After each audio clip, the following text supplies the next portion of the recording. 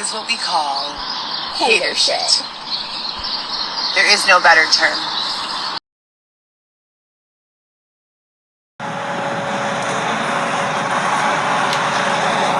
Happy Easter, everyone. He is risen.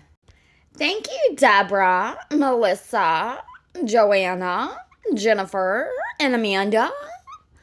Did you have to say all females because I was talking about pay pigs? You gotta make sure they're not Johns.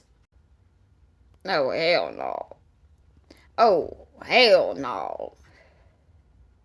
Good morning, you guys. So I'm pumping, and then we are going out to drop off the kids their Easter baskets.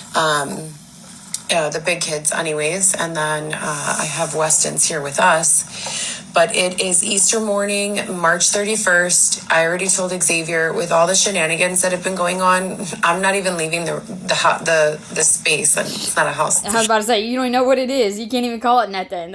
Gosh, and that still doesn't clarify your head to be like, whoa, I don't even have a house or apartment. I don't even stay anywhere. I'm in a freaking shelter hotel. And yet you still won't find one by yourself. You'll be content right there until they kick you out. Shelter, but I'll be in here all day tomorrow so that there is no excessive tomfoolery going on. With all the shenanigans that have been going on, I'm not even leaving the space. It's not a house, it's a shelter, but I'll be in here all day tomorrow so that there is no excessive tomfoolery going on. What are you guys doing for Easter?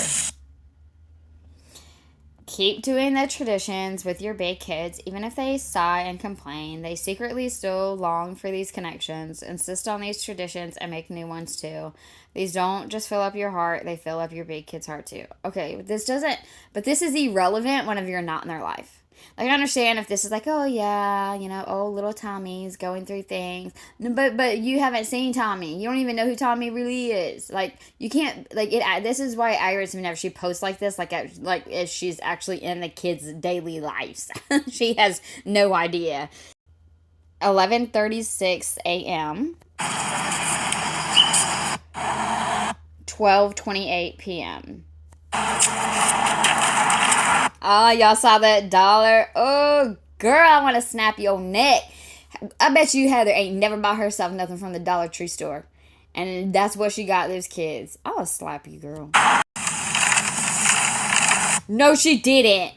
Did she? They're stickers. Did she did that? Did she stick those in the yard? Did Heather stick those in the yard?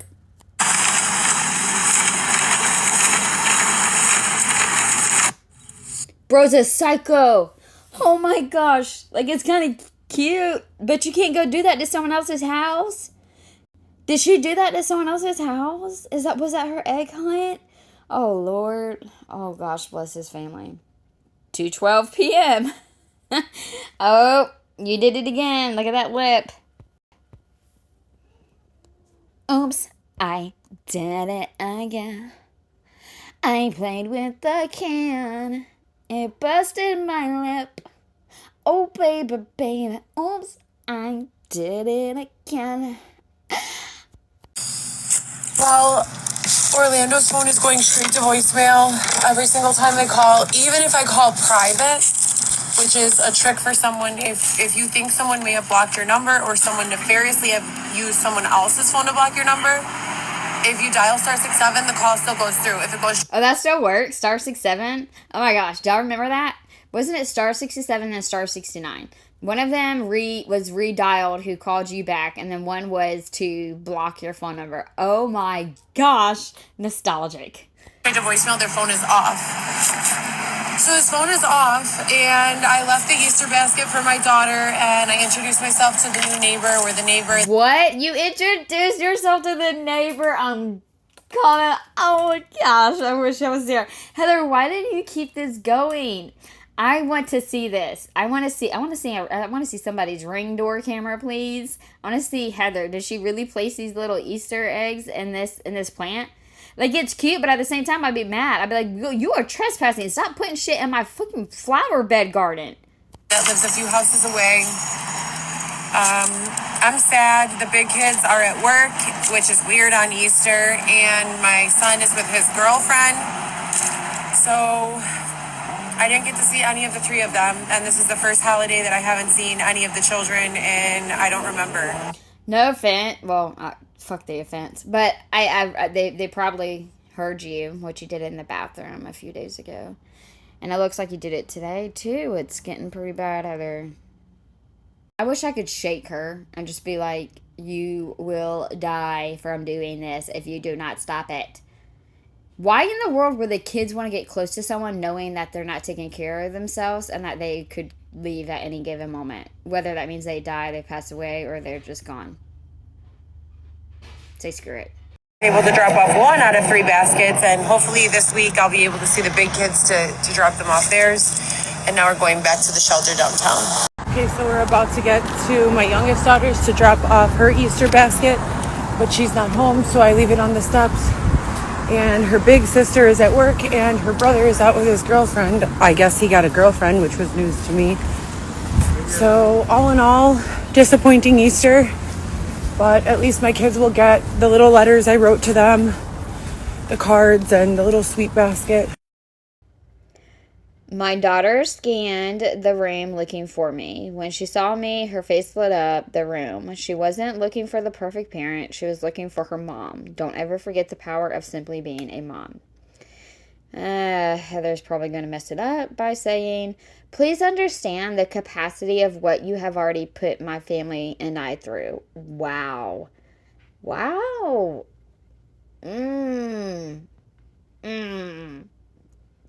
That's not very kind of you to say those things to the people who kind of hold your future right now, you ignorant freaking fool. And you know what irritates me so bad is that's not even what it is. It's you. It's you. Do you understand what you have put your family through? Do you understand what you put yourself through? Your mom, your dad, your sisters, your brother, your freaking kids, all of your kids, all of them. Not just the 4, all of your kids. Do you know what you have done to each and every single one of those kids? Your aunts, Xavier, Eric, all these people, dude. Your old friends that you did dirty. At least you can start with yourself and your kids. Can you at least start doing that? Back downtown, sad I couldn't get the baskets to the big kids. Maybe later in the week. 3:05 p.m. This is the church I go to. 3:25 p.m. All my kids are baptized at Epiphany. All my kids are baptized at Epiphany. Okay, that's cool. Why would you tell us that? Because then people could just look up the church and see what type of church it is. Because I kind of want to know. I wonder what kind of church Epiphany is. I'm kind of like also thinking of like every now and then doing something on my channel. Like either talk about like absolutely anything or everything or nothing at all.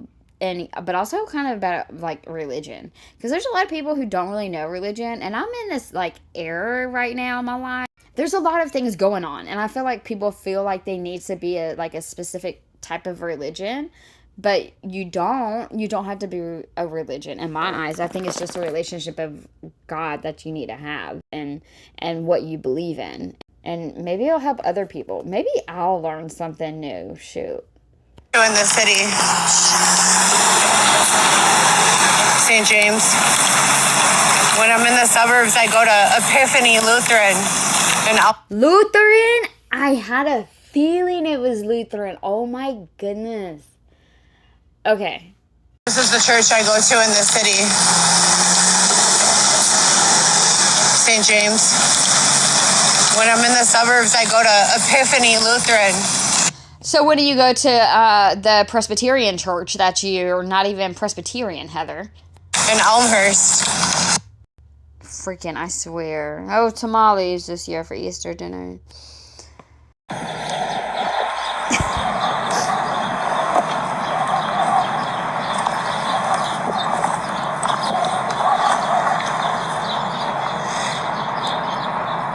Gotta drop down the park.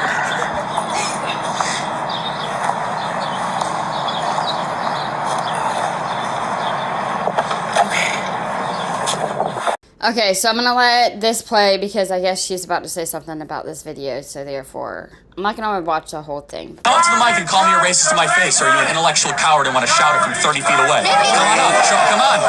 Call me a racist.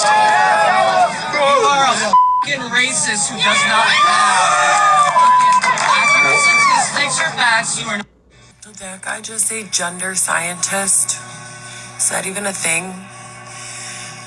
But yeah, so the stats are that way. If you watch that full reel on the Charlie Kirk page, that's true. The stats are that way because the entire race is overcoming oppression. So, I don't know if anyone here has ever been the victim of a violent crime, but if you call for help and no help comes, you're left to take matters into your own hands. And this is not just true of the Black population. This is true of mobs and gangs. This is true of look back into New York when the Irish and the Italians first came over here. There was a lot of crime in their areas and the police could not respond and they took matters into their own hands, and that's how organized crime came to be. So the police and the FBI shut that down, and what was left was the rest of the races that were overcoming oppression. And another thing, interestingly enough, most of these mobs and gangs get dismantled because they arrest one person or two people. And once they have one person, looking at some years, many, many years, they begin to extort them to take down the rest of the gang. So, are you watching National Geographic? I think she's been watching a lot of TV lately. By offering them this huge prison, or threatening them with this huge prison sentence.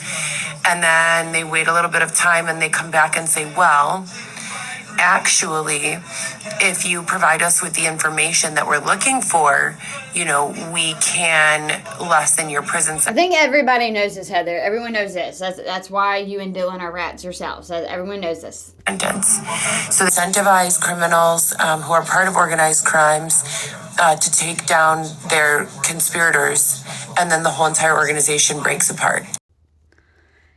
I am not reading this lyric. Heather says they turn against each other and become desperate to escape the system, and this is when innocent people become affected by stray bullets and random accidental acts of crime. And this goes all the way back to a situation I've actually lived through in a blog post I wrote called The Use of Criminal Informants is Unethical, Unlawful, and Unreliable. And I believe that way. And this also goes into why crime rates and murder rates are so high in these underserved populations, because they arrest one person and then they just start taking people out. Now, can you even imagine coexisting with other people when you feel like everyone is just waiting, to trick on you or tell on you? And I'm not saying I have all the answers and what's best, but it turns people against each other. They start taking one person in and then put them back out. And then there's a line in a song that says, you got caught with a gun and you're out in the same day. I think it's No Auto by Dirk. And then he says, you fed or what? Are you a fed or what? And what do you think that does to people? They start... I can't. And the whole time her eyes, So that goes to another post I made, which was speaking with regards to recovery and healing pods.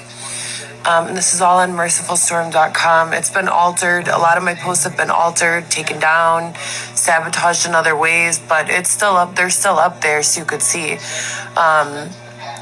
these healing and recovery pods, so that rather than prisons, we create virtual environments for people who are in recovery from criminal ways or systemic oppressions or other sorts of institutionalized thinking and behaviors.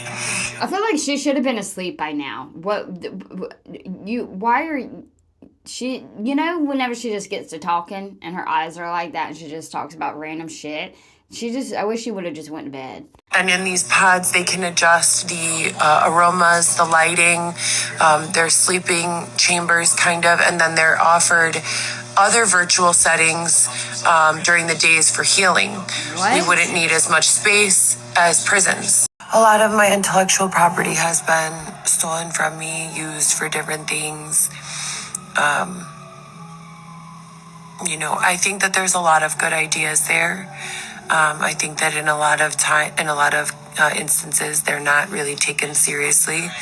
But I think that the use of technology is going to be how we overcome, the systemic oppression that so many people have lived through and so many generations have lived through.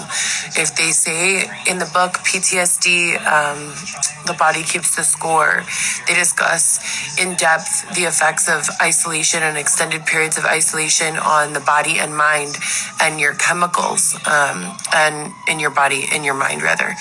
And they say literally isolation is devastating to the human psyche. Yeah. So if you can create these virtual pods to keep people safe and then somehow interact and engage with others. But mothers should never be taken from their babies or children. Doing so is Armageddon / comparable to Gog Magog. I think that Gog and Magog. But I think that somehow the scientists, have to provide a space in this virtual realm for people to get together, that not only keeps them safe from each other, but also lets them help each other and learn from each other and grow from each other. And in that scenario, it's like this other idea that I had with regards to education. Why don't we find the best teachers ever, have them teach lesson plans, and then put that teacher on a Zoom call to all the students and put the teachers who are currently in the rooms in a more of a TA capacity, answering questions and helping. We don't need to have different curriculums. We can be teaching the kids in poverty areas the same thing that we're teaching kids in, Barrington, Saguenay areas. Why don't we do that? And it's the same principle. So yeah, Gag of Magog is this nasty, terrible time where essentially the authority that we are supposed to trust is taking on the character of the invader and of the enemy. And it's a time where families are destroyed and separated and ripped apart and all of these things. So we have to be able to find a way to use the technology to correct the system, keeping intact the family unit and allowing people to still feel love and affection and, support. So it's a difficult balance, but it's one that I really feel like we should have already made major strides to. Maybe we have, Glance back to realize how far you've come. Context is very important. Heather Gillespie, November 3rd, 2020. In what setting did that happen? The blood in my veins is not the same blood that sits in a test tube. In my veins, my blood behaves a different way. Casual relationships. Okay. This or that. They both suck because they groom kids. But they do have some good shows, some of them.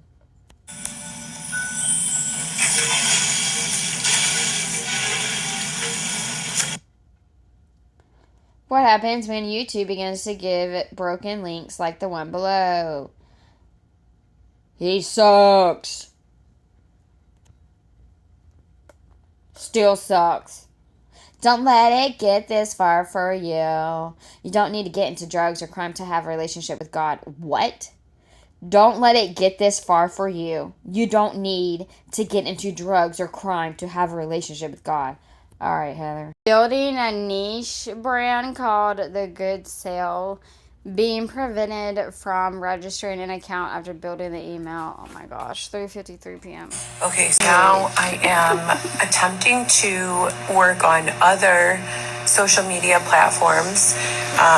The Good Sale goes along with my blog post, Good Sales Only, and I'm attempting to create a new one, and at the password screen it just freezes. So this is the same repetitive, cycles. 4 years now and counting. So it doesn't really make sense.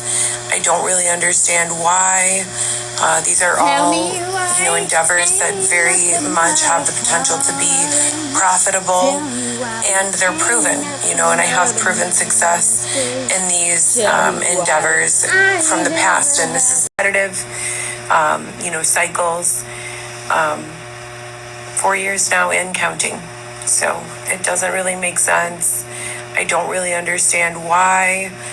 These are all, endeavors that very much have the potential to be profitable, and they're proven, and I have proven success in these endeavors from the past, and this is going back to all the way 2016.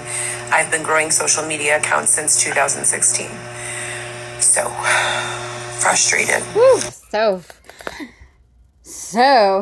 Whew, that's frustrating. Man, I was kind of disappointed. I thought you had more for me. I was ready to talk. I was going to talk y'all's motherfucking heads off. Y'all was about to watch a 2-hour movie commentary.